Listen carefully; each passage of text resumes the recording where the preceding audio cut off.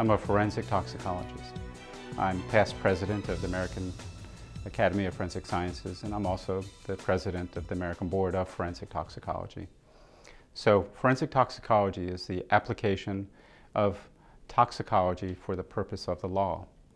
Forensic toxicologists work in many different types of laboratories, such as testing for drugs in urine, or testing for drugs in blood from living persons, or testing for drugs and alcohol in decedents. We assist medical examiners in the death investigation process. In my position as toxicologist at the University of Florida, I work with both local and state law enforcement as well as state medical examiners in the investigation of traffic homicide cases for law enforcement, as well as decedents for the state medical examiners. The work that we do in the laboratory is very important. We assist the investigator, be it a law enforcement officer or a state medical examiner, to declare or certify the cause of an accident or the cause and manner of death. Because this is applicable to court and to litigation, either both in a criminal setting or a civil setting, the work that we do must be done with the utmost accuracy and reliability. The courts and the legal system depend on this work to be done accurately and properly. If we make a mistake, there could be a bad outcome. Someone could go to jail who should not go to jail, someone who's innocent. So the work that we do is very interesting. The work that I do tends to be somewhat high profile in nature because of my experience.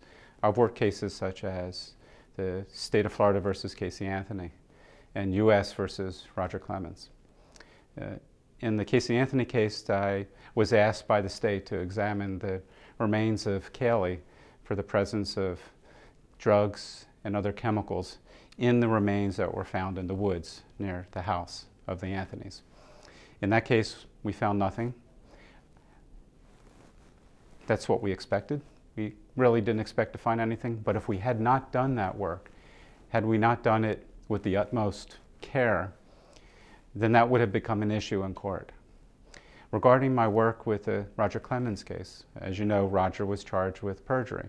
That is, when he testified in front of Congress, he stated under oath that he did not dope, did not use performance-enhancing drugs.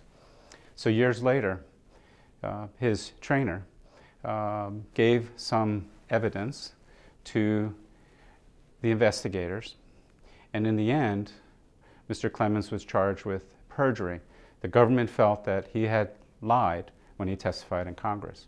So my job in that case, working for Mr. Clemens, was to show that the evidence that was used by the government to prosecute Mr. Clemens for perjury was flawed. The evidence was not collected and maintained in the way that typical scientific evidence is.